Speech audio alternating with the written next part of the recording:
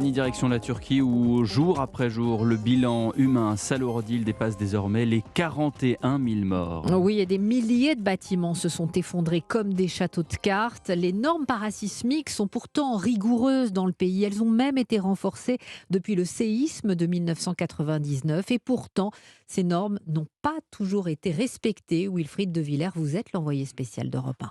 Oui, du béton fabriqué à base de sable marin, des tiges d'acier trop fines, des structures construites à la va-vite. La mauvaise qualité du béton, Baptiste, un ingénieur français en intervention à Antioche, l'a constaté lui-même. Une machine comme ça ne devrait pas pouvoir casser un mur de béton. Et elle l'arrache sans difficulté, c'est pas normal. Ça ne correspond pas aux normes, ça n'a pas de logique.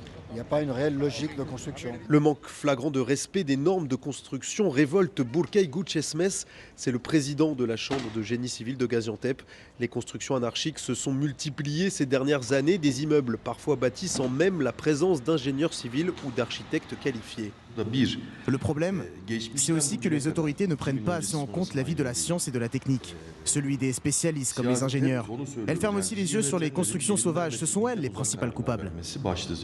Il dénonce également les milliers d'amnisties accordées par le gouvernement à des constructions illégales, des logements régularisés alors qu'ils ne sont plus aux normes, sans oublier ces permis accordés en échange de pots de vin.